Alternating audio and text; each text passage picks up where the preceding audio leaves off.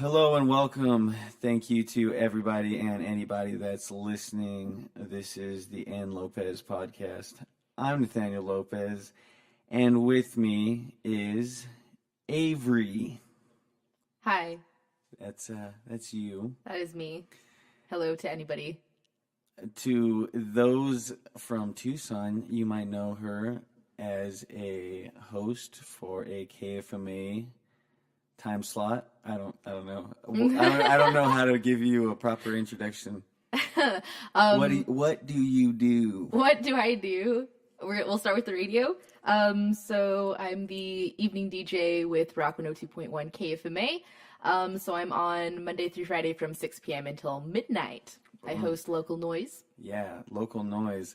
That is where she plays some noise from fucking locals. I forgot we can cuss on this. That's so nice. You can say whatever the fuck you want. You could go off onto a rant about terrible things. I mean, I don't know how preferred that is. That's fair. Maybe people will be into it.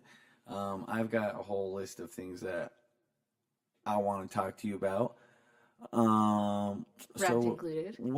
Let's start out because I want to keep this podcast predominantly music based. I guess that's why I've asked you to be here, because you do something involving music. So what is this first thing? Let's just explain how we met. The first time we ever met was at a house party. It was. Wow. That was in December of 2016? Something like that. I think so. I think it was 2016. Yeah, that was Toilet's first show. It was the first house show, and then that was my first time seeing any of those bands. Yeah. That was Bummer's show, right? Yeah, I think so. It was like Bummer. Dude, I don't remember who else was on some that other bill, people, but it was Spider awesome. Cider, I think. Oh, Spider Cider was definitely on that one. Spider Hot Cider. Spider Hard Cider. Make it. Someone out there who was part of Spider Cider makes some fucking cider company. I don't know. Yeah, that show was that was a really fun place. It was. I think it was nice to feel like the music community, not just being a part of the show and seeing good music, but like, hey, these are friends. Even though I knew absolutely nobody there. It was a very, very friendly scene. I think it was just because of a very close house party. Everybody was fucked up. Everybody's drinking. I've got pictures from that party. And it makes me laugh because we just like, once we figured out we could smoke there and drink, we were just like, okay, all right, cool. I was like, and then we just started chilling like it was our fucking place for some reason. But yeah, you for some reason like Toilet. Oh, we love Toilet. I know. And then you started helping us out. You started getting us more shows. We did. We loved you a lot, and we appreciated that when we did work with you specifically, you guys not only showed up for the shows, but you guys always promoted, and you were always fun and creative about it. And because people don't realize that when you're putting on a show, and especially when you're doing a DIY show, how much work goes into it and how much of your own time and your own money goes into it. Oh, yeah. You have to spend time finding a place to throw the show, finding the context to find even that option at that point. Then you have to figure out, okay, what kind of a show is this? What kind of bands can I actually put on this? Who's actually going to be willing to say yes and play this show?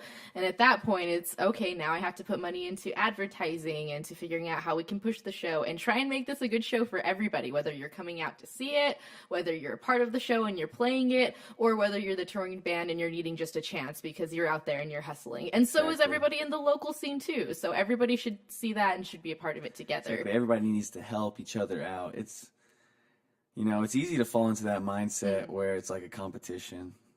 Or just... Or apathetic and be like, I don't care about... Yeah, or even if you just don't realize that part of this is not only just social media and digital media, it still has to be traditional media. You still have to go out and talk to people. You should still go out and flyer. You should still go out and flower, be little bees and spread your music love everywhere. Recycle paper though. Keep it green. Keep it green. Seriously, just make contacts, talk to people, get people excited to be a part of music again, and go out there and put a little bit more work into it. And I feel like as a promoter and having done promoting and things like that, that's where it was really difficult to work with a lot of bands continuously and just try and give them the, you know, us being the first foot forward and being, hey, this is how you do it. Like, we're working this hard and we're putting all of this in for you, and just expecting that to come back to you. And a lot of times it really just doesn't. And it's kind of sad. But with you guys, it was always really nice to work with you guys, because you were really, really good about that. You're always on time with shows. We try to be for the most part, because, you know, we know how it feels to have motherfuckers roll up late. We threw shows in San Manuel, and at one point, it was like us, some other artist, 2 rappers, and this first rapper missed his set, so then we ended up playing, but then he came back and then played after us, and he only missed his set because he wanted to play after us. And it's just like, fuck it. I'm over it. It's done. It's fine. It's fine. I just wish people would be, like I said, a community together. It's like we're all working hard together and we all want stuff from this. So it just goes a lot faster if we all do it together, and it's not so. It's more people putting into the pot instead of just taking from it. Exactly. You know, give more pennies. Stop taking them. God damn it. So music is pretty heavy involved in your life. Why? What got you into music in the first place? Like, what makes your connection so strong with music? That's actually a really weird one for me. For most of my life, I was the biggest tomboy in the entire world. My first love was sports. Absolutely. Yeah. Baseball specifically. I have been playing since I can remember. Dang. Whether it was summer leagues and, you know, all the way through. What about softball? Softball, yeah, that's, you know, eventually what I had to transition to for, you know, high school and that stuff. But yeah, I got my varsity letters, and I got, you know, some, you know, things once upon a time ago in another world and stuff. So that's kind of weird when I think back on it. I'll bring that up in a little bit. It's kind of weird for me to think about like all of that. And then I ended up getting really involved with, I guess, art through my dad, who was always very involved with, hey, let's do art projects all the time. So that ended up transitioning on later into my life, where I just always enjoyed doing art projects and stuff. And so I guess music has just always been in the background, and you know, that attributes to, you know, so much of your memory and just so much definitely. You know, different things. So whether you're working on something, and, you know, even now when I work on stuff, you know, just projects, always music. Yeah, you're working out, you know, just how many things do you listen to or do with music in the background? So I was reading a book yesterday, and I had to put some music on because I was trying to read it by itself and like in silence. It just wasn't working. And I was just like, I need something else. I have to put the TV on, and I'm not going to pay attention to the TV. I'm going to be trying to read this book. And then at one point, I was just like starting to read the lyrics in my head of the song while I was reading this book. I was like, okay, I need to separate myself, put this music farther away from me. What kind of music did your parents play around? Like, so what kind of music was like playing around your house?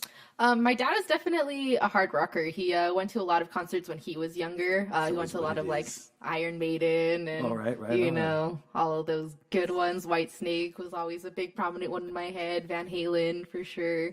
All those. My mom definitely liked a lot of that music too, but she was also just involved in an 80s culture in general, so got a good mix of just 80s music and 90s music, and, you know, and then just the radio was always playing growing up, so whether it was, you know, car rides or whatever it was. It's always a car ride somewhere, and you're a little kid, and you're just like staring out the window, and this music's playing in the background, and then little do you know that when you hear this song way in the future, it's gonna be like, what the fuck? It's gonna be important. You're gonna feel something in your body, and it's gonna be like, well, oh, I remember this song. It's crazy. This moment too. Exactly. It's not even that song. It's this moment in time. And and it's crazy how music can just bring back like a whole sensation. Like scent and music to me are like the two things that can bring me back into like this crazy depressing nostalgia. So I'm just like, oh my god, I just started getting into this. Oh. Depressing nostalgia is definitely the bigger part of it too. Man, there's so much to miss about it. So much. And it's like the feeling of getting to experience music for the first time, because you get it from second hand, because you know your parents and what you get, exactly. like that, and then you start discovering things for yourself and what you fall in love with and for why. And like, man, that first time you really fall in love with music after that first break is so important, and it's not surprising to me why all of us still, even, you know, getting into our 30s or late 20s at this point, are just like still the biggest emo kids ever. Oh, of course, if we grew up on it, so I mean, like, it's in our roots, you know. Sometimes you just gotta stick to your roots, you know. We just kind of bloom into these stranger things now. Yeah, that we're sponsored by Stranger Things. I wish. Netflix. Man, could you imagine? Oh God, I wish I had any sponsors. Yeah, I usually like to say with you there. End, I'm just like, at the end, I have no sponsors, and I don't. I'll make up my own sponsors and I'll sponsor myself. We'll work on it. It's okay.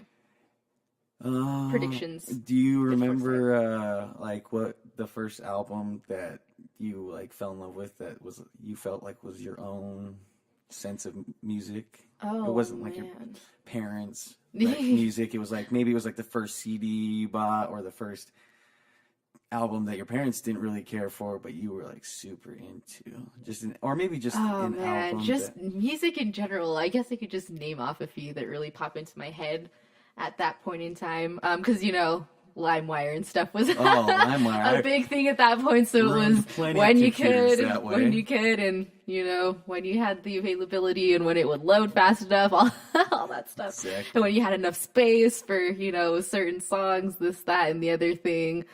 Let me think.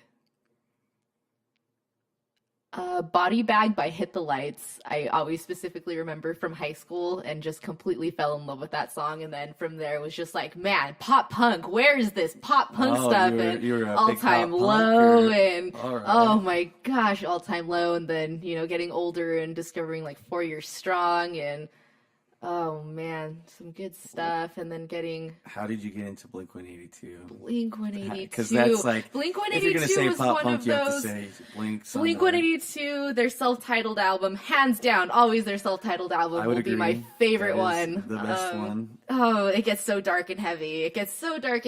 And I love it. I love it so much. But I think with Blink at that point, because I mean they were from the 90s, you know, exactly. So it was an older crowd that showed that to me, the older skater kids basically that showed me Blink-182, and you know that at that point we were listening to a lot of like My Chem and Good Charlotte, you know, were already deep into the not deep, but you were I remember starting to phase. I remember somebody showed me Good Charlotte. I want to say my 8th grade in middle school when I was in 8th grade, so. Yeah, and it's just, you know. And then you dyed your hair for the first time. And then I did. You're so right. And then high school hit, and I did dye my hair. Of course, wow, everybody's got those phases. I have some great scene kid pictures. And I didn't think that I would be embarrassed by them back then. I was hardcore about it. It gets worse than that. It gets worse. Your fingerless gloves. Yep, always. I loved wearing my gloves. You know, and lots of jewelry. I love lots of jewelry. Very 80s. I like very 80s influenced things. Think exactly. I was going to say those fingerless gloves that a lot of the emo kids would wear. It was very Madonna originally. Exactly, like the lace gloves. Mm-hmm. And it's just like, okay, this is just the more punkish way. This is like a mix of punk and popish. I don't know. Maybe not. I don't know either. It was a thing. I'm not a fashion person.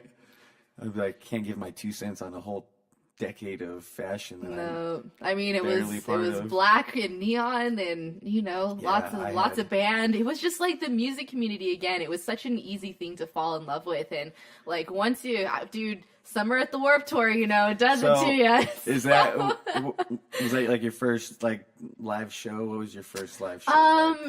No, my first like big live show, well, I guess at least big to me, without, you know, parents and stuff like that. I went to a show here in Tucson, actually, with a friend, because I'm from New Mexico originally. I'm from... Yeah, I was going to ask you how you got to Arizona. Yeah, I'm from 2.5 hours away, so... She's from 2.5 Men, yeah, 2.5 Men, New Mexico. Yes, we'll call it not that. The I Ashton, like it. Not the Ashton Kutcher version, the Charlie Sheen version. Ooh, down and dirty. One. Yes, I like it.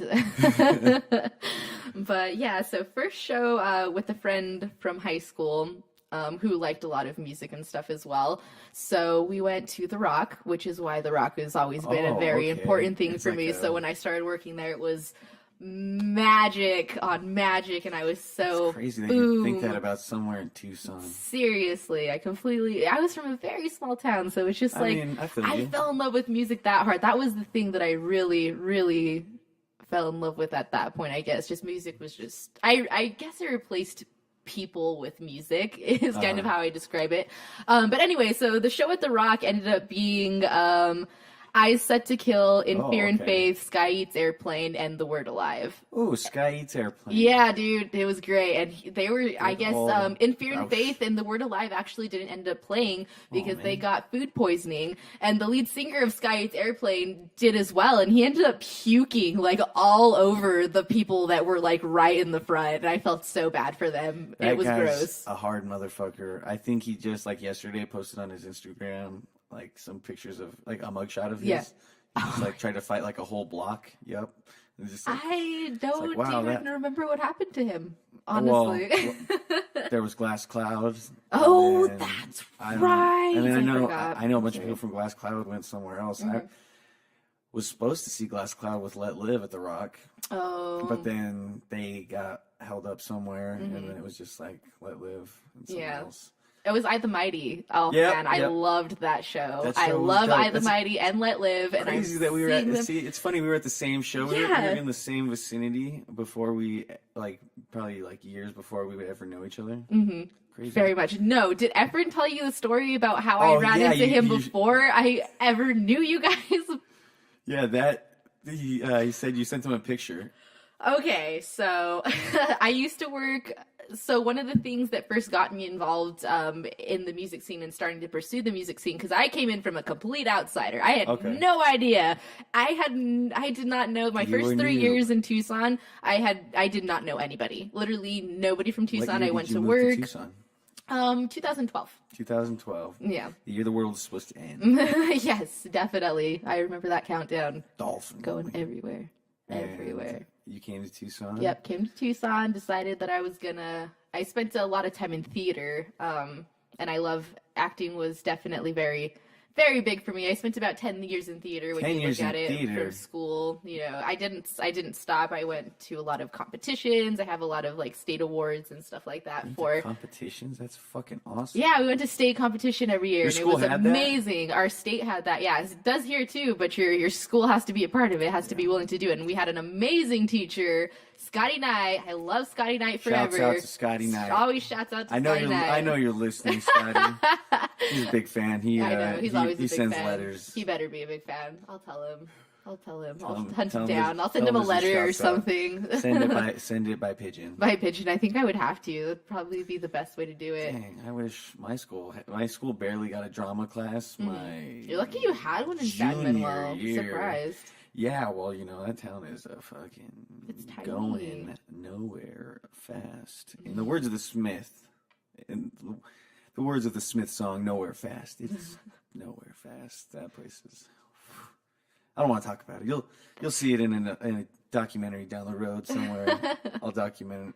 You'll be the one to do it? Yeah. That's how that happens. Yeah, I can imagine. Did theater, and you were awesome at it. I loved theater. I went to college my first 2 years for theater. Where did you attend? Somewhere in New Mexico? EAC. Okay. Yeah, EAC, and I don't talk about those times, to be perfectly honest. Were they dark times? In Thatcher, yeah. They were the dark times. Oh, in Thatcher? Yeah. Arizona. Thatcher, Arizona. Okay. Thatcher, Safford, were you getting fucked up? Do you have a drug problem? It's okay. No, I did not have a drug problem. It was just crazy. It was just a crazy... That's why I have these beautiful campuses. It was just right out of high school. It's just, what are you doing with your life? What is the world? It's just kind of weird. And it was just a weird place for me to be personally. Especially if you were fresh out of high school. Yeah, it's just not. It wasn't state. the place for me to be as a person, didn't have and any you got to friends. figure that out. You were- Well, I made friends, you know, Okay. in the theater department and stuff, and we had a good time. And it wasn't the town that I wanted to be in or Oh, needed to well, be in. It just wasn't for me or Thatcher whatever. is, I think, heavily Mormon. Very much so. Very Were much people so. trying to rope you into their marriages? Oh no, they very much so ignored me. And They're just, like, this. I this had a friend that girl was scares invited me. to a chocolate milk party, and I was invited to the fuck is a chocolate milk party. Milk party. I don't know. Is it where you drink chocolate milk? Yeah, on a oh. Friday night and watch movies or something. But I wasn't At invited. a Mormon church. I or don't just know, or a Mormon community at or a something. missionary Who thing? knows? I That's- wasn't invited. I couldn't tell you. I wasn't allowed in. Did you stay in your dorm? Yeah, I lived in the apartments across the street, so yeah, pretty much. I spent a lot of time by myself listening to music and creating things. So, and watching a lot of movies. I love movies. Yeah, movies get by. That's why I got a fuckload of shit. Yeah, I love them. You have some good ones in here. Yeah, I need to put something over it so it. Yeah, just hide it a little bit. Yeah, 'cause, Make it a little more private. Yeah, during another podcast, Nick, whenever we get off topic, Nick just starts reading out DVD titles and starts talking shit about my movie collection. Oh, that's funny. But I'll have to listen to that one. So, what brought you into Tucson? Into Tucson, for as much as I love theater and acting, it also very much so scared me to imagine myself going into LA, where there's a million of me out there trying to do this, bunch of here homeless acting people, thing. too. Exactly. And it didn't make sense in my head to imagine myself trying to pursue this thing head on, but waitressing and trying to make time for that struggle. Like, it didn't make sense to me. It's like, you wouldn't have the time. You just wouldn't. No matter how good you are, whatever, you wouldn't have the time. And I felt that if I was going to make it, I had to be a force to be reckoned with, not build just the foundation. Exactly. So have more to take with you. Exactly. And there's a lot of things that are important to me and that I like personally, and music being very much so a big one for me. So I decided that, graphic design is something that I could take with me anywhere. It's portable. It's something that's probably growing, I don't know about anymore, but it was growing at that point. So I decided I would move to Tucson. There's more jobs. There's more schools. Let me see where, this goes. And it took me, I want to say, a year until I started going to school at AI, which was a whole nother shit show that did not need to happen, but also did teach me enough for me to I didn't graduate. I left after my second year because they wouldn't switch my schedule to a part-time schedule because I was literally working and going to school like around the hour. Oh, like, your job wouldn't switch your schedule? My school wouldn't. Yeah, my job, there was no way. It was crazy. It was a little too crazy, but it was enough that it was like, hey, if I can just go to a part, and I was working at KFMA at that point. Okay. Once I hit my third year in Tucson, I applied for KFMA and ended up starting to work there. So I had a part-time job, a full-time job, and was going to school full-time. And I was like, okay, I can do all of this, but I just need a little bit of help here. And the school was very unwilling to help. So I was like, okay, gonna take a break then from this so I can make sure I don't burn myself out and make sure it's okay. And I ended up just taking a little bit of what they taught me and growing with that and saying fuck and you deciding guys. Fuck you guys. It wasn't even a fuck you. I wanted to go back for my degree, I guess, at some point, but after that I was like, I'll just get experience versus education. It'll even out to the same thing if I work my ass off. So I would agree. I'm in that same fucking boat. I went to school for probably an accumulation of like 4 years. Yeah. Oh wow, you went to I could for a while probably have a degree if I would have just stuck with my first intention. Mm-hmm. Because it was literally, it was just a 2-year degree in business, and I just fucking hated school because I literally graduated, and then I had a week off, and I was back in school. And I was just like, what the fuck? Met a really cool professor I went to this like community college because I had 2 years for free, but then I ended up losing that scholarship because I stopped giving a shit and stop trying. Stop doing your thing that you're supposed to be doing. And then I'm just fucking thankful that my parents like saved up money for a college fund and shit. And we're on top of that. So they dang, you got a second chance, I got a second chance, and I went to Pima and I took some film classes and I learned a lot. And then I was just like, I thought I was gonna do it. I thought I was gonna stick with it, but work and school is definitely a bitch. I was like working nights, and I was literally like working from midnight to 8 a.m. and then I would come home and then I would stay up until about 8 o'clock, fall asleep until 11, wake up, drive to work, then come home, and then I was getting for like 2 months, I was getting like 3 hours of sleep every night. And then just trying to go to school, I would fall asleep at home, and then I would just miss class. And what really did it was, I thought this one documentary class thought it was once a week, because I was trying to aim for just once a week with every class. And I missed like the first thing because I fell asleep. So I was like, I'll come back the second time. Came back the second time. We had a sub. I was like, oh, strange. Man. So I came back the third time, and he's just like, are you even going to be in this class? And this was a really cool professor, but I think he just had saw that. Oh, he had already written you off. He had saw a little bit he just saw that I was a little bit of a slacker. And so he was addressing it. And then whenever he's just like, do you need the syllabus? I was like, no, I got it. And I started looking at it. It said 2 times a week. I was just like, okay. I closed my laptop, put it in my backpack. I was just super embarrassed. Got up, man. left, went home, and just dropped that class. And then I didn't even, dropped it. And I was like literally 1 day short of getting my money back too. Yeah. Like, oh, fuck, that sucks.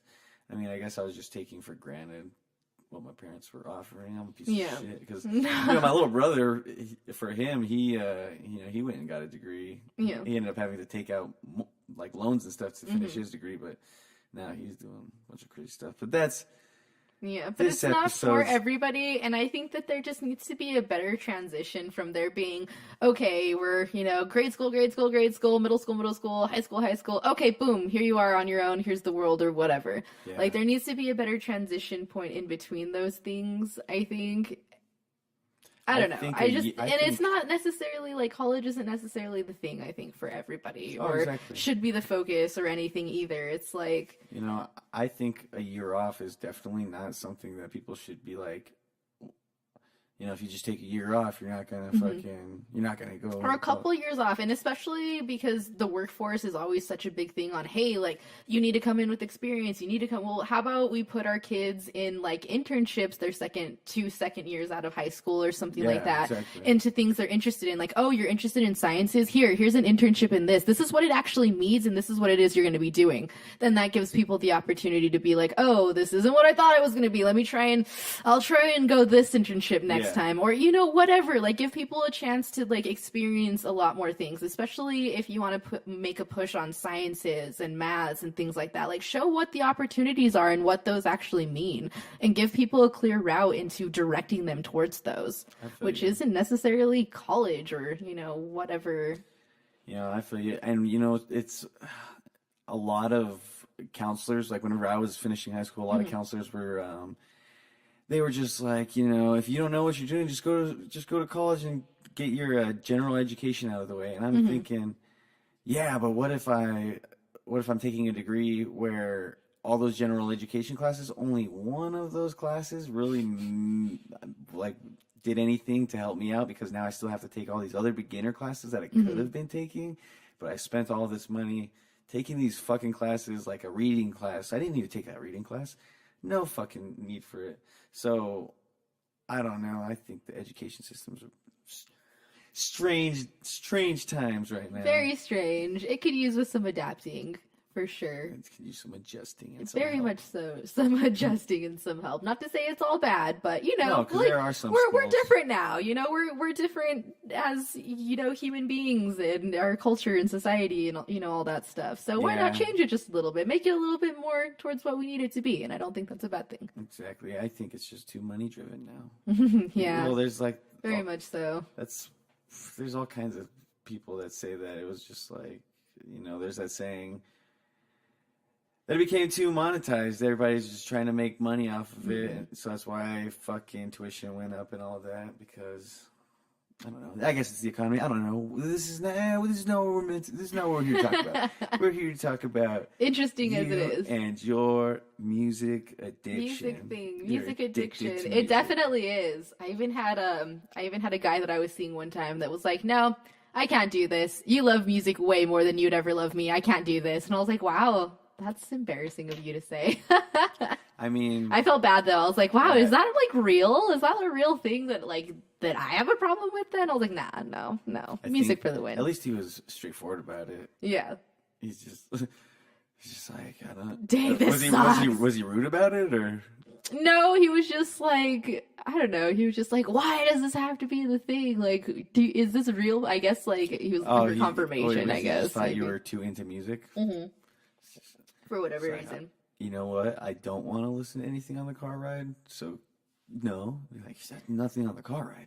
You're fucking crazy. Well, I guess back then, like, when I imagine it, like, all I did was talk about music. I'm like, oh, have you heard this song? Oh, okay. Dude, this new song. So dude. So, yeah, this show is coming up. You were super obsessed. Yeah, I guess I really was. And to be fair, I didn't necessarily need to go out and be in like a room full of people to try and figure out who I was. Yeah. I feel like people did that a lot, whether it was, going and having to go to your friend's house or go to a party or go spend time with your cousins or, go this, that, and the other thing. And I didn't feel that I necessarily, those weren't the things that I personally wanted to do. I wanted to drown myself in books and movies and art and making things and lots and lots and lots and lots of music. So those were the things that were important to me. So I guess there was a little bit of a disconnect for me a lot of times when I think about it, maybe with other people. Were you like socially awkward? Yeah, I think I was, but people don't think so. And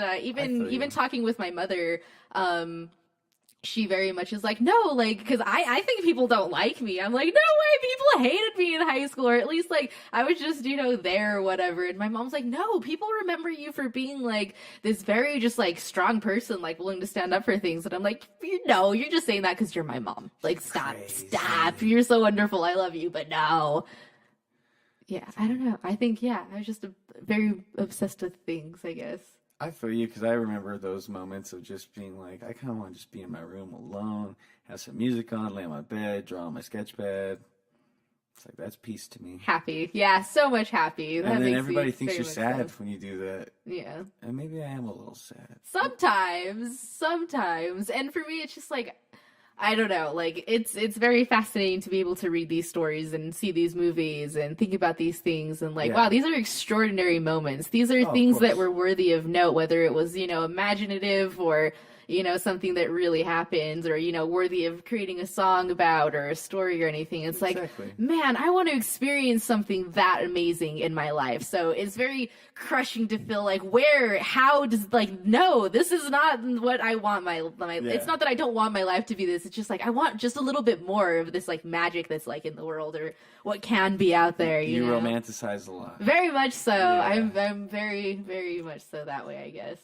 Yeah, but I feel like you can freaking work your ass off and get there, though. Let me tell you. I definitely believe in that. Give yourself as many chances and opportunities and let yourself be afraid. Let yourself be fucking afraid every single fucking moment. Because let me tell you, I feel like that's all my life has been.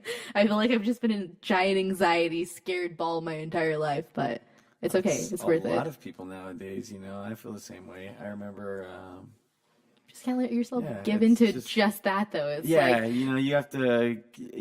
little heaven with hell, it's like you get past that. To grow from it, you gotta do it, and then you have to just kind of figure out why is it bugging you and how it cannot bug you. Mm-hmm. Agreed. It doesn't...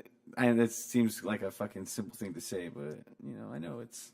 And I guess it's not even to not have it bug you. It's just I wish people would realize that they're stronger than what they think that they are. Like, they have more to give and more, like, more resolve, Yeah, it's just like, no, like, just push yourself more. I promise. Like, you can do this. I promise it. Once you just get over that hump, and, like, I know it's like scary to have to relearn something or to be in over your head or to feel like you don't have an understanding or control of anything. And it's like, you never will, but you can try and you can give yourself the best possible opportunities either way. Of course, you gotta try, you gotta fail, and you gotta keep trying. Yeah, and it has to suck. It really does have to fucking suck. Let me tell you. The suck. In the end, you learn to really cherish those shitty moments because those shitty moments feels so good to laugh at whenever you're kind of doing better. And Yeah, like, it definitely is. Remember that shit? Remember all those bad times? And you laugh about it because, you know, you're over that. Yeah, and it feels good. It feels good to be past that. And, like, it's kind of even weird for me. I feel very much so a disconnect to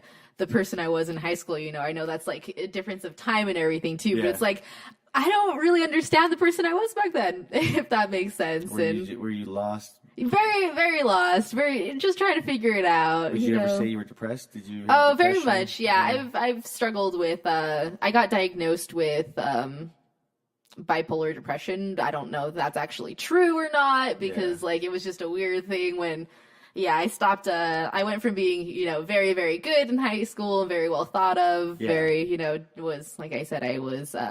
You know, varsity athlete, did all these things, to all of a sudden I was barely passing my classes, and then all of a sudden I stopped going to school at all, and I hit it very well. I hit it very well. No, just that depression demon in there. Just not like, just feeling, I don't even know. I described it as feeling like I was a nobody dressed as a somebody. So, I felt that 100%. Yeah. I had like my older brother was well known. A lot of people used to call me like because my older brother they call him Tiger, so people would call me Little Tiger. Oh, and like got the little shadow, a little bit. Yeah, exactly. So I had a shadow of this, and then it was always like, "Oh, your older brother's hot," and then, "Oh, your little brother's so cute." And it was just like, and I'm just, oh no, I'm just me. I'm secondary. Like third, if anything. No, and I don't know. I was pretty fucking depressed. But then I always thought I was just like, why am I so depressed? And I was just like, I think that is what really fucked me up. I was just like trying to understand why I was so sad, and I never got it back then. So it frustrated me, and I was just like, I shouldn't be sad. You know, I've got friends whose parents are divorced. I've got friends who fucking are poor and don't have a good life like I do. So that always frustrated me, and I always got depressed about that. But then I smoked weed. and it cleared everything up, huh? No, because I still get depressed, but I just know how to handle it better, and I know how to think things out now. I know how to be like, okay, well, that's not really a big deal. Shouldn't get so bummed out about that. And when I get bummed out now, I know how to control it. Because back then, I used to do stupid shit. I punched a fucking mirror one time. No, don't do things like that. That's awful. Yeah, it was stupid. It was, and the craziest thing was the mirror was leaned up against something. So when I punched it, I went directly through it. Yeah. Yeah. Oh no. Shattered. Yeah. Ouch, dude. I bet you did. I bet. Nope, haven't done that one. Luckily, yeah, haven't done that one. Yeah, did some stupid shit. Yeah, definitely some stupid shit for sure. But we're past that now. Yeah, luckily. We're adults now. It feels good. Well, you know, just trying to handle it a little better. Hopefully, I feel like I'm doing better, so that's always a nice thing. You're wearing a watch. You're an adult. Oh, yeah, I am. Dude, I like wearing a watch. If you're wearing a watch and that watch is not like, you know what it is? It's because I hate fucking having a cell phone. I hate being fucking connected constantly. It's because I work as a, like you're always on people's time. Your job is literally to be fucking connected. Yeah, for other and people. And I have to be aware of the fact that social media is a thing that's important. I also work in social media as a social media manager, and so I'm constantly thinking about marketing and all that stuff. And then I work as a contractor, so my time isn't 9 to 5, and then you have to wait until the next day. It's like no, I have my jobs, and then exactly this project's fucking done. Exactly. So it's a little different. So for me, I do any chance that I get not to have my fucking phone on me, I will absolutely take it. I even make it a point when I can, and I don't have like a lot of projects or stuff going on, that I have dark days where I just don't have like Sunday. Sorry, phone is fucking off and it's in the drawer, and I don't want nothing to fucking do with it at all. So having a watch for me is very much so just like, if I ever need my phone, it's because I need to know the time above and anything else. So that's why I like having a watch, because it makes it easier for me to disconnect. Is your watch connected to your phone? Nope. It does not have calls or messages that come through. I blocked that. Oh, you blocked it. Okay. Yeah. No, but it's literally just a watch, and then that heart rate thing, or step tracker, whatever too. But it's for a watch. Shit. Yeah. Right on. That's awesome. Yeah, that's how you're an adult. Time is important to you. My time is I like creating. I like doing things. I like. Me too. But you're on like you've got people counting on you with your stuff? I've especially like dealing with, working at the Rock and being a promoter and being on call through that and stuff all the time, and just, levying work and life and stuff around that. It's just, I've definitely gotten to the point where being connected is like, I just don't think everybody should be connected. And it's not even so much that you're connected so much and it's busy, and like, I like being busy. That's totally fine. But it's the fact that it can be 2:00 in the morning and somebody thinks it's okay to message you about this, that, and the other thing. It's like, no, it's freaking 2:00 in the fucking morning, dude. It can wait until the next day. It's like, or, with jobs, I know I've had jobs in the past that expected you to be available for emails late at night and stuff like that after the clock, or just like your friends thinking that, hey, like, I know that you worked all day long and everything else, but like right now I need you to do something because we need to go out today and this needs to be that. And it's like, no, not necessarily. Like, there just needs to be more of a separation, I think, between constant contact all day and all the time and everything. I kind of miss, like... business hours? Yeah, I kind of miss back with, like... because internet's cool and everything, and that's a whole other thing, but... I just think it should be a little bit more limited. I kind of miss back in the whole, early Facebook, MySpace days where you had to wait until you got home to check that shit. Exactly. And that was kind of nice not to have that constant, look at my phone. Oh, look at my phone. Oh, look at my phone. It was like, no, I'm not going to do it until way later. Exactly. It's not in my mind. Thing about that is, so Efren would always just, rarely check his Facebook, but when he did, he would always have a fuckload of notifications, and it felt good. To me, I was just like, damn, that must feel good, because I was always that person that was just like checking back and forth. I still do that shit. Need to break out of it. Yeah, well, it's an ego thing. It's not even an ego thing. It's just like, it's how those things are done for me. I just need to make sure that people love me and that the world is good. And I'm still connected. Attention always. When the world tells you can be insta famous in 2.5 seconds, it's a very tempting offer.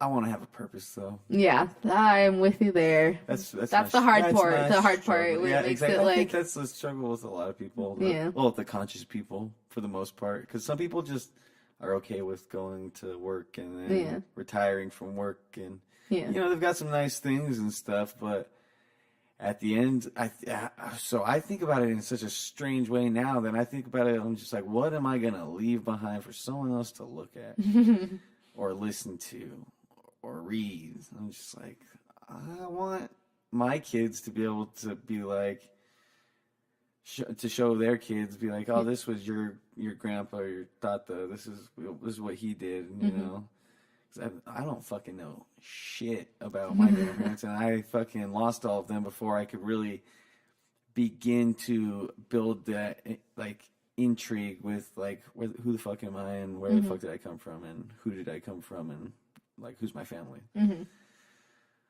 Yeah. How did this topic... I don't know.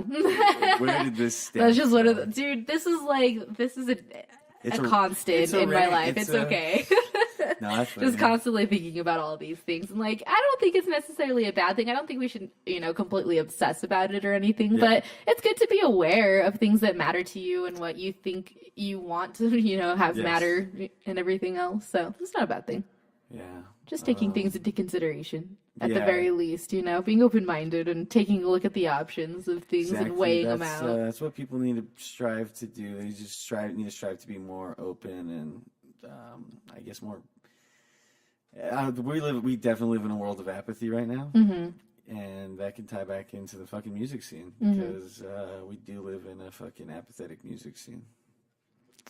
Yeah, it gets really easy to get lost in the music scene for a lot of different reasons, and some of them not good, and some of them better than others. That's for sure. Of course, Yeah, the music scene makes me want to run away from it. I'll tell you what, it makes me want to just completely abandon it, but I love it too much. Yeah, there are times like that, especially if you think about California music scenes, how some of those whenever I think about good music community, I start to think about the 70s and mid 60s, California, the psychedelic era of music. There was so much community, and then I start to think about the Grateful Dead and what they did, and they were just pretty much partying, but at these parties where everybody was welcome for the most part, they would play their music because they wanted to fucking give this music to those people. And I respect that, and I definitely believe now that music should ultimately become a free thing. Digitally, it's how it is for the most part. It's just sad that music was the first thing to really get fucked over by the whole internet age, and it didn't adapt well. Like when you look at TV, like look at how well, Amazon Prime and Netflix and all those are, benefiting. It's like music really got hit hard early on and didn't adapt very well to it. Oh, definitely. And it started a lot of stuff, that I think that trickled down. We were part of that. We were ripping music. It was new, man. Like, I didn't know what you were doing. I don't have to fucking buy this CD. Yeah. Fuck yeah. I want to download all of their music. Yeah. And like, what did that also do? It gave you the ability to not download a whole album, but just an individual song. Exactly. And that changed a whole lot of stuff, too. Oh, yeah. There's a whole documentary. Like, it's like, I don't know if you've ever watched these on Netflix, but they're the CNN. Oh, yeah. Like, Is it the 80s, the 90s, and yeah, those ones are so I love good. Those ones. I like how they capture TV and music. The TV one was amazing. They capture like the pinpoint, the whole pinpoints of like. And it's crazy. You don't realize how much that changes, things or anything, and you really take a look at it, and it's like, wow, like this very much so is influential. But now I just think. I think music is, for the most part, your music's going to be free, even though you're going to be paying fuckload of money to make that music. In my personal opinion, I don't think about making money off of music, like selling my songs digitally and making money off of it. I do put $1 to the music because, someone's got to make some money somewhere. Yeah. And $1, well, fuck, man, if you can't pay $1 for 5 songs... just go rip it from somewhere then, dude. Because it's somewhere else. But, And I think it needs to become a community again, too. It's like, it's sad to me to go to shows and see not very many people there. Everybody's in cliques. Yeah. It's very easy to get fragmented in things, for sure, in the music scene. It's just, I don't know, I think people should be more open to, hey, like, it's a Friday night, like, let's go check out what's playing here. Oh, okay, not really my thing. Oh, cool, let's go check out what's going over here. They do it with bars, so why not do it with music But look at all the music venues that we have now. Like, that's the whole thing. We don't have very many music venues, and that's like a whole country, wide thing, just with DIY venues having a harder time and just like smaller venues having a harder time. So we need to put more support in. Rest in peace, Gary's Place. Stuff. I know, seriously, Gary's Place. That was the best DIY place in Tucson that I ever been to. That one was and great. Eventually, I'm gonna get Cord on this show. You should. Cord would be amazing. He's so great. There's plenty of stories for him to talk about, but I can't even imagine. That place He's the coolest person too, so that helps. That place was fucking crazy. That played some good shows there. Tried to punch a hole in the roof one time. It was just right there. There's all kinds of fucking holes in it. So I remember we were talking before an FWF show, and I think someone was just like, "Dude, you should try and punch a hole through the roof." And I was just like, "That would look dope, huh?" So then I jumped. You look like Mario. Probably. So I jumped up and I fucking punched it, and I did not break a hole through it. I hurt my fucking hand. Oh, shit. Yeah. It was, good times, stupid. though. Yeah, stupid. I do some stupid shit to try and look cool. At least you're doing it for the right reasons. Yeah. Get that good picture. Get that look. I think it's funny whenever you try and do something cool and then it fails and you just look like the biggest fucking idiot. And that humility on the face of like that is my favorite thing. Like I want to make a whole movie about. Oh man, that's a huge nightmare for me. I don't want to be embarrassed or do dumb things. Like, can we not just? I have a thing though where I don't like people to look at me either. I'm like, for as much as I like to be on the stage and do things, I'm like, ooh, also very private person. I'm like, okay, nope. Put a mask on. Oh, that would be nice. Be like Slipknot. Be like, what's up? Changing my what's mask. up? I'm Avery Knott. You've already Avery Knott. You've already got your alter ego. Yeah, Avery. Yeah. And your real name is Beep. I'm not gonna say it because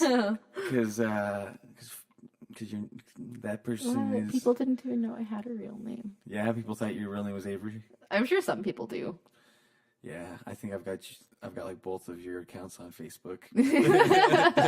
Thanks for letting everyone know. Go find it. Go find the other me. It's your stage name. So you think if you were to ever become like a famous person, you would go by Avery? Mm-hmm. Yeah, that's actually why I chose it. I chose it back when I decided that I wanted to do acting. Okay, so that's perfect. So yeah, it's like your. Who is a person? It's like It's my art name. It's the thing that I go by, just to give myself that little bit of extra space. But yeah, I decided a long time ago that acting was going to be the thing that I was going to do, and I decided again this last couple months, that is for sure the thing that I'm going to try and do. I saw your post, and I was just like, wow, awesome. I didn't know you had such a background in it either. Yeah, cool. Yeah, it's been a while, It used to be so prominent in my life, which is so interesting, like super prominent, just constant. After that Colgate commercial, though. I know, just kills you, strips you down. Fucking. What shit? Let me look at these notes. Yeah. Oh, your notes. Oh, how I met Efren 20 years ago. Oh. We forgot about that story. But so when I moved to Tucson and started getting involved with like graphic design, I wanted to do graphic design because I wanted to give back to the music world. Okay. I wanted to be able to create album artwork or T-shirts because it meant so much to me. Yourself? No. I was in honor band for quite a few years, and I decided not to do it anymore because I felt very heartbroken with the fact that I felt like I could play music and I could learn an instrument and I could copy music, but I couldn't create it. And if I couldn't create it and do something fucking good with it and really cool with it, there was no point for me to fucking do it. Okay. Like, I wanted to push the boundaries a little bit with it, or at least in my own way, give my own flavor to it. You didn't want to be a stereotype. No, I wanted to be able to like sit there with the guitar and like play my own song, and I didn't feel like I had the capacity to do that. Okay. So I was like, if I can't do that, if I can't create for myself with it, then I don't know. Like, it hurt too much. It really did hurt too much. But it is on my bucket list to actually be on stage in a band one of these days. Yeah, I'm gonna do it. I'm gonna just do it. I decided. What are you gonna be? The front woman? Are you gonna be the guitar player? I don't know. Bass and guitar is always fun. So saxophone. Saxophone is beautiful. Oh man, reeds are hard though, dude. I can't do reed instruments. I played saxophone for you have to keep it moist enough and shit. Like no. Yeah, just suck on your reed for for 20 minutes. First 20 minutes of class, we're just gonna have you guys splinters and shit all over. No. So then you were doing graphic design. Yeah, so I decided to go to school for that. I was in school trying to figure that out and stuff for a couple years. Giving back to the community with music. Trying. I was like, I want to be a part of the music world. If I can't do it with music, then maybe I can do it this way, you know. And that's why I ended up applying for KFMA too, because I was in the middle of trying to get my degree, and I was like, okay, well, radio station's a good in, and I have a theater background, so I can do radio. I can be behind a mic. It's cool. Exactly. Acting. So yeah, I can do it. I know I can do it. I think acting prepared me for a lot of things in my life. Like I can do interviews like no fucking other one, like jobs and stuff like that. And I think it's good to be able to like talk in front of people and things like that. This is just a performance. It's a lot of fun for me. Awesome. It's a lot of fun for me. I enjoy it very much. That's like a good way to get by in life, because it's like that's an ability that some people that are just going in for a job interview is just like gonna be fucking nervous. Yeah, and people do. My brother, I know, gets super nervous with interviews, and I feel so bad. And it's like, you don't have to. Like, and I think it's fun, dude. I love when I have to do interviews. I'm like, let me talk myself up real quick. Like, it's just interesting. Let me tell you how I could benefit your company. In the words of Muhammad Ali, I'm gonna show you how great I am. Give me that chance, dude, for real. So going through graphic design and stuff, I was like, okay, cool, I can try and figure this out. Got the gig at the radio and shit. And then through the school email, there was a position for a Sony music internship. And I was like, fuck yeah, this is what I'm looking for. This is, the thing. And that was right at that cusp where I was like getting out of like school, whatever. So I applied for it, and I ended up getting the internship, and it was through the Sony Music Stash program. And I was like, oh my gosh, like I'm figuring this out. This is so exciting. And so basically it was just like a lot of promotion stuff. They'd have you shows that they were working with coming through the area. They'd have you do flyering and stuff like that, or if, whatever, like, little things that they had. I think I had lighters at one point that they had to, like, have you take pictures and stuff to send your report to, like, let you know that you did this. But if you completed the program, you got to fly to, like, New York or something and meet everybody else who was involved with it, and just like, hey, you guys did a good job. You helped, spread music or whatever. High five. Yeah, so I was like, oh, that's pretty cool. But then it had to go through your schools because it was, an internship. You weren't getting paid to do it or anything. So I was like, okay, well, I'm not going to this school. Like, I'll just do PIMA, just continue graphic design thing, whatever, just so I can keep this internship. Yeah. And the teacher there at PIMA, my first couple classes, he was like, oh, like, so excited because, I was going into a freshman class already, having had, a year of school in this already for graphic design. And so he's like, oh, you have to be in my graphic design program. I'm like, I'm a graphic design major. You're fine. So I have this internship. Could you put this towards, just whatever credit? I don't care if it's just an elective, whatever. And he was like, oh, yeah, that's fine, but you have to be a part of my graphic design program. Like, I'm signed up in it. Here you go. Here's my paperwork. I need you to write a letter saying that you accept me as part of this because they need it. Mm-hmm. And this went on for about 3 weeks. And these people at this program pushed it for about 3 weeks for me and just let me be a part of this program. Yeah. And this guy never got it in his head. I really don't know what he was thinking. I really don't. It even got to the point where I was like sending him emails like, hey, can you just like do this for me? So I'm still a part of your program. I'm not leaving. I just need you to put it towards anything so that I could just do this. Yeah. And he didn't, so I ended up losing the internship inevitably, whatever. But I ended up doing it, I want to say, for about 4 weeks. About 5 weeks, I think, before they finally like, sorry, we can't do it. Like, we just, paperwork, all that. But during this, one of the shows that I had to promote was for In Flames coming to the Rialto Theater, and I Said to Kill It, I think, ended up opening up for it, which is why I actually, like, really clicked in my head. And so I'm outside the show, just handing out flyers for free and stuff. And just, like, in exchange, I would have people take a picture holding up the flyer so that I could send it as part of my paperwork.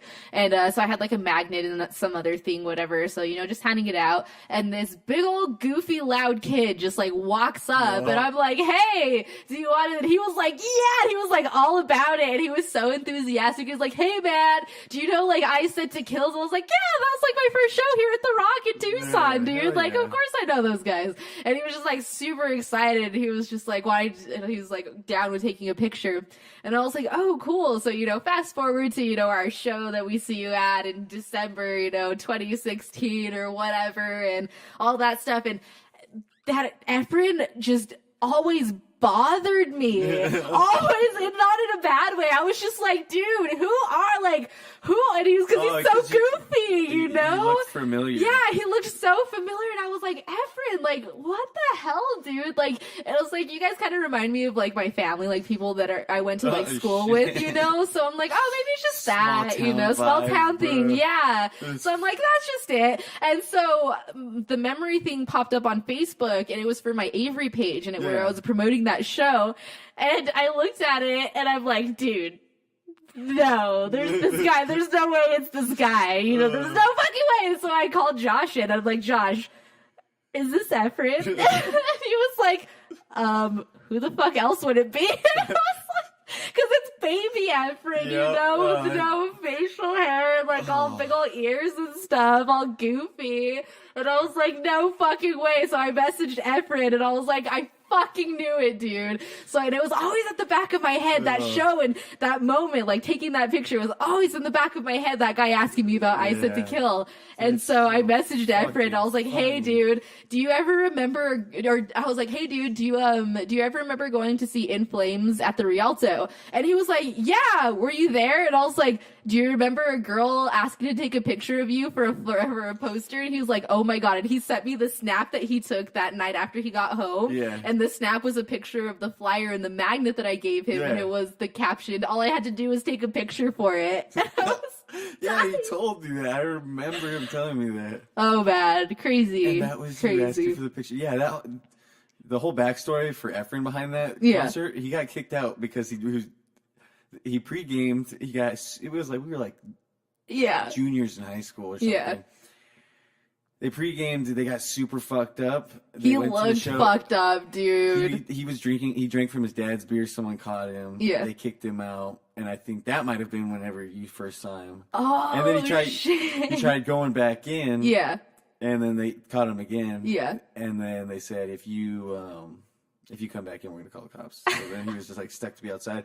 And his dad ended up missing the show too because his dad wasn't going to just leave. Are his you son fucking serious? all fucking drunk on outside of the Rialto. Yeah. Oh my God. So fun. So that same night, okay, because I ended up not being allowed in that show either because there was some mix up because I was supposed to have been on the guest list and there was some mix up with the Sony music program thing, whatever. So I ended up not on the list. So I was like, okay. And I was, with my, then boyfriend, my ex, and we're like, okay, well, let's, we're downtown. It's a, Friday, Saturday night, whatever the fuck it was. Like, let's go down the street. So went down the street and ended up going to a new bar. I think it's H2O or something like that. I'm not sure what it is. It's some downtown thing. It's a water bar. Sub bar, yeah. It goes upstairs and things like that. And so the stereotypical blonde, and like this was, I want to say like 5 years ago at this point. The stereotypical like blonde hot bombshell, like that everybody's drooling over, like walks into the bar. And I'm the only person there that looks like me. Like I'm dressed for a fucking concert. I'm not dressed to be in fucking downtown. And so she comes over to me with, I guess, the owner of the bar, and she's just like fucking like just super excited about me. She's like, oh my God, your hair and this and that. And so she starts taking all of these pictures with me, and I'm like, oh my God, this is insane. And she's wanting us to like go this weird place with the owner or something, and I don't know, it was a really weird situation. And so she's like just taking all these pictures, and this guy walks up to me and he's like, hey, why is everybody taking so many pictures with you? And I looked at him and I didn't hesitate, and I was like, you mean you don't know who I am? Oh, shit. And he was like, oh, and instead of saying or asking, he was like, oh, I didn't know that was you. Can I have a picture with you? Oh, God, that's fucking crazy. Embarrassing. Fucking embarrassing. It's that easy, I guess. It's really that so easy. Cool. Oh, God, I fucking laughed so hard. People are taking pictures of you. Why the fuck not? No, just the fucking one girl did. She was the fucking hot, like, blonde bombshell thing, dude. Let me tell you. So it was just, like, weird. So she ended up asking for my number. And at that point, like, Snapchat was the thing, So I was like, no, actually, you can have my, Snap, whatever. And I remember, like, her name was, like, her job title, too. So I was like, oh, that's weird. And I finally just took her off. She's never looked at any of my snaps in, like, that entire, like, 5 years. And, like, I just laughed. Like, I kept her on there because I think it's funny when I'm like, oh, hey, you. Because she'll post, like, very rarely, like, a couple times a year or something. Doing what? I don't even know. I don't look at them either. I'm like, oh, hey, that person, posted. How funny. Hey, remember that happened? And so I finally deleted her, like, 5 months ago. And at KFMA Day... You saw her. So check this out, dude. I'm sitting there and I'm actually talking with my family, and at this point people kind of recognize me because I've been out a little bit more with KFMA, which is super crazy. It's like, whoa, hi, I'm not sure who you are, but hi, you know me, and that is so cool, thank you. And so this girl starts talking to me, and she's like, this blonde chick with, these big ol' huge ass fucking glasses, and she's just like, oh, and she was fucking wasted, and she's just going on like, oh man, like, hey, like, what's up with it, like, what's up with you, like, I love your clothes and your this and your hair, like, this is so great, and blah blah blah blah. And she just like kept talking, and I was like, oh, okay, well, and I finally was like, okay, bye, well, thanks for chatting, whatever. And I turned around and my dad was like, oh no, well, this is so and so from the station. I was like, Dad, no, don't do it, don't do it, I just got my out. And so she turns around and she starts talking to me again, and we're literally talking for about like 10 minutes at that point because she wants to know what I'm doing and like this and that, whatever. And so she asked for my number. And I was like, oh, I'm so sorry, I don't give my number out, but here's my Instagram. Because Instagram's the thing that I just, hand out now, which is fine. Yeah, because like that's where I have my things connected. And so she adds me, and I look at my phone, and it's her. It's that girl from all those years ago. Imagine if you found yourself like on her Instagram. Oh man, that would have been funny. Like, oh my gosh, I didn't even think to look at that. Nah, she seems too selfish, I think. That's strange. I wasn't important enough. Well, you're working your way up the KFMA ladder. You're going to take over that company, watch. No, I'm just having a good time. I'm glad that they've given me opportunities. Folks. She's coming for everybody's job. She's going to fucking clear you motherfuckers out. Oh my gosh, no. Just kidding. Don't fire her. Don't fire her. No, I'm super grateful for all of those opportunities. And it's been weird, dude. Like, I went from being on, like... like, 10 p.m. to 2 a.m. on like a Sunday night or something like that. Did you only do like once a week? Yeah, I did once a week. And like when you first started at KFMA, like what was your like? Were you like sweeping, cleaning, bringing bottles of water to people? No, fortunately, my boss that hired me was like, "Oh, hey, yeah, I'm gonna give you an opportunity. You seem like you deserve one." Right and I'm out like, the gate? Yeah, Oh, I just applied. I was like, interviewed "Hey, you, did you're the like, interview." oh, hey. Yeah, I come from theater. Exactly. I deserve a chance. They saw theater and they I love music. probably saw your Music is my numerous thing. theater awards and they were just like, Whatever. Okay. I was like, we'll take her. Saw that I was, pierced and tattooed and colored hair. She fits the environment. It's cool. I was like, Could be worse. People are gonna look at her. Yep. Hopefully she doesn't sound like shit on air. Is that Hopefully. how your boss talks like that? He talks like redneck. He's just like, yeah, Avery. I'll have to ask him. I'll have him record himself. Midnight. We want you to play the best. I don't know if I could do it if he talked like that. Music. I'd be like, I think I walked into the wrong radio station. Later though. Bye. Thank you for thanks, bye. Thanks. Like, bye. no, we play bye. all we play is pop punk music. That sounds so I would never want to hear like I can only imagine like some farmer that just rode back to his porch on his horse. He's just like, trying to tell him about, what was I just saying? I lost myself. Started thinking about farmers. You just start thinking about farmers. God damn it. Okay, I don't know. Where was that, dude? Where was that going? Something about farmers and trying to... pop punk. Pop punk. So you ask this farmer about pop punk and he's like, what the fuck is pop punk? What the fuck is punk? He'd probably shoot you. Just tell you Get the to fuck look off at my it. property Yeah, with seriously, that shit, just that leave. new age shit. Where do you live? Where are you from? The worst part of the desert. Apparently. I'll have to be careful over So your way. Whenever we went and spray painted that bridge that one time. Yeah. So if you keep going down that way, you can there's property between. Oh shit. Between Samuel and Benson. Oh, that road. Yeah. Okay. So there's that dirt road that. Honestly, there's supposed to be a highway there, and I can only imagine if there was a highway like 30 minutes to Benson, we would have found Josh. Dude, seriously. But another time, some crazy shit. It's crazy stories from down there. Like supposedly, a lot of Mexicans crossing would end up in that area. So I heard some crazy stories. Like some dude got sodomized by some fucking people that were coming to America. Oh my god! I kind of think that's crazy. Although yeah. This old man, he's an old man now. He's super fucked up. Oh man! He's just like. Who knows, dude? Yeah, they're crazy people. They're crazy people everywhere. So I mean, stuff does happen. Yeah, stuff does happen. All right, wait for that crazy side.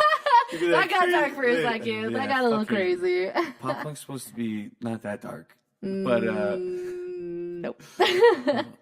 little happy feeling, dark undertone. So when you got an opportunity, was it just like you got a slot automatically? You just like with KFMA? Yeah. I've been there for 4.5 years at this point, so I just made sure to just be available, I guess, was always the thing that was. So were you like a good backup about me. DJ for a while?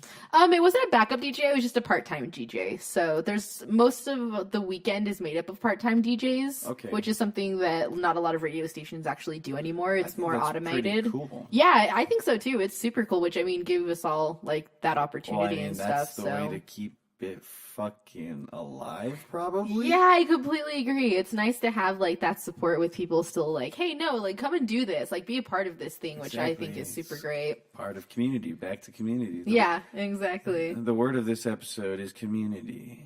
Brought to you by community. Not by Dan Harmon, though. We don't have the rights for that. Dude, if only. Dan Harmon, where are you? Dan Harmon, I always think I'd get scared to meet people that I idolize. Even though I've met some people I've idolized, that's pretty cool. I mean, you've met all kinds of fucking awesome people. You've got to attend really cool fucking shows and shit. Yeah, I've definitely... Wow, yeah. I couldn't even begin to tell you how many bands that I've seen live at this point, honestly. Yeah, a lot. And you've got to talk to fucking... Yeah, I've gotten to talk to quite a few people. at this point. Yeah, which is super cool. I went to talk to some of my personal favorite bands. Gotta talk to Jason. I did get to talk to Jason Alon. That was super cool. Oh man, did you get a little jealous right there? Was that what that was? Jason, Eric, and Steve from the Fever guys. They're all great. The guitar player is he? He's from the Chariot. Okay, so I've never. Oh, you didn't hear the Oh, dude, Chariot was fucking crazy. Oh, so they're no longer a band. No, they were like one of those hardcore bands back in the early 2000s. Okay. Right on. Yeah. Yeah, a bit jealous. But I sometimes I just don't want to meet like. I don't want to like be like, oh, well, this is my band. You should check them out because it's just like, you know what, dude? If I'm that good, someone you'll meet along the way. I'll see you somewhere because I just think, for the most part, dude, just be like, okay, you know how many people fucking try and do that? Like, a lot. I mean, I think the thing you should always be aware of is just to be personable. You should always make connections. Always make yourself like. Even if it's just an introduction, like, hey, man, like, so great to see you. Like, you've been a great, like, influence on me. That's what I always say. I always, whenever I meet someone, I always tell them that I am a big fan of their work and I respect their art. Yeah. And then usually from there, it's pretty cool. Like, I met someone and told them that, and they told, because they had some books too, and I told them, like, after their show, I was just like, hey, I asked them, I brought my books with me. I was like, hey, can you sign these for me? He's just like, yeah. And he's like, I actually got the third one finished in my backpack right now. I was like, well, that's fucking awesome. Thank you for sharing that knowledge with me. Yeah. And then another time I just showed this guy my tattoo and he gave me his knife, which was cool because for this person, his knife is he makes it a very big symbol in his acting and in his persona. So I was just like, damn. That's interesting. And it was like, and it was like a very big idol of mine too. And I was just like, it was a dope ass gesture. Yeah. But I mean, being able to actually like interview people, that's pretty fucking cool. It is. It's super. It's a little bit weird. And I started doing it just kind of on my own when I was podcasting back a few years ago. That's how I kind of started just like trying to branch out for myself and seeing how it goes. Because radio can be a little bit slow, compared to, a lot of things nowadays, especially with the internet. So I started working with another DJ and just like, DJ Khaled? Like, the what? DJ Khaled? No, not DJ Khaled? No, okay. Unfortunately. That's not, take me with you, man, if that was the case. Come on, where's the leg up? Hey, come on, man. We knew each other. Come on, we're buds. No, unfortunately, no. Could you imagine? Oh. Man, that would be fucked up. Like, Toilet wouldn't have gotten a lot of connections because of that. So no, you guys would have been fine. Are your other podcasts? What was your podcast called? So my podcast was called Concerto for the Deaf. I worked on it with somebody who created it. That sounds very familiar. Yeah, you probably saw it around or something. When did you stop doing it? What were the dates? I'll have to think on that one because the coworker that I had at KFMA was the one that started it, so I just kind of jumped on board. So it was his brand, and then I ended up really like taking it off and pushing it forward. And at that point, he wasn't. You're just like, I did. This is mine now. But he didn't. He was at a different point in his life. Like he was moving on from the radio station. Yeah. He, was. Starting a family. Had another baby on the way, third kid. Crops. All that, yeah, farmer stuff. Farmers don't talk about pop punk. Exactly. So no more pop punk on that end. So he ended up going to focus on his family, and so he's like, okay, here you go. Here's the stuff. So, there I go. And I decided to continue on for a while and started doing like my own interviews and stuff like that and just kind of reaching out and trying to figure out how this goes. And I think I think some of the Phoenix local bands were actually some of the first interviews that I had, so that was super cool. Wow. American Standards, I think, was my first one that I had from Phoenix. Familiar. Are they still a band? They are. They're awesome too. Sworn I've seen them somewhere. Oh man, if you see them live, you won't forget them. I promise. They're well known. They are. Yeah, they're pretty well known. Yeah, they hustle their fucking asses off. So yeah, they do. They do. They play here every once in a while, mainly the Phoenix area. But if you ever see them, dude, you'd be fucking mind blown. You'd love them a lot. Well. You should check them out. I hope I don't hate them now, because then I'm every time I listen, come after me. Be like, hey, you told me I'd like this band, but I fucking hated them. Damn. Well, fuck it. Fuck it. Throwing it out there, you know. Music's music. No, I want to say that I would look into them, but I probably might. I know, dude. There's so much out there. It's so hard. It's so fucking hard. Yeah, I just like when people suggest things all the time. It's like okay, I'll take that into consideration. Yeah, and then I feel you. I end up just listening to what I've been You're listening to for the past fucking years. Oh man, I completely agree. Do branch out a bit more, but yeah. So you don't know when your podcasting stopped? No, I don't. It's had to have been about fucking 3 years, I want to say, at this point, since I stopped with that part. But then I kind of changed brandings, and that's actually how Second Star started. Second Star was me, because like my former coworker had made it a metal show, and I wanted it to be more pop punky, emo, indie, melodic hardcore kind of, hardcore stuff. You were into? Yeah, very much so. So not to say that metal wasn't a part of that, but I wanted it to be not just, metal, whatever, a little bit more on that end of it. So that's how Second Star started. A wider variety. Mm-hmm, very much. It's like there's a lot of music out there, lots of good music, and I like a lot of that community and stuff like that and being a part of it. And, that's how I met you guys and everything else. Yeah. So it was just another chance I felt like for me to also host some of you guys, if that ended up being the thing, because that's how I ended up meeting Safe So Simple. And like a lot of the local bands here was through Concerto and stuff like that. And then, boom, you fell in love with Josh. Head over heels. Yeah, dude. Was that one was weird. He had his super long hair? When he had super, yeah. Fell in love with him whenever he looked like a ripped Jesus. Like a ripped Jesus. I mean, I bet Jesus was ripped on the cross. Oh, man, those beautiful green eyes. Yeah, dude, I actually have a video, because I videotaped the interview, or recorded the interview, so, yeah, I caught the moment where he looked over at me and was like... so he fell in love with you. And then I looked over at him and I was like, the fuck? So, okay. The fuck is this guy doing? And then he wrote a song about it. He went to a party, he's just like, hey, have you seen a girl with this color hair? Dude, when that movie came out, was my first year in college, and people called me Ramona Flowers. Yeah. No lie. That was a thing for a while. And then I literally changed my hair colors that fast at that time period, too. My sister used to do that. I used to talk so much shit about my sister. It was like, hey, if they made a doll for you, you'd be Color Me Barbie. Color Me Barbie. That's you'd awful. Dye your hair. Yeah, I was. My dad called me a parrot. A parrot? Yeah. He still calls me a parrot. Pájaro. Yeah. Ooh. Thanks, Dad. Oh. Great stuff.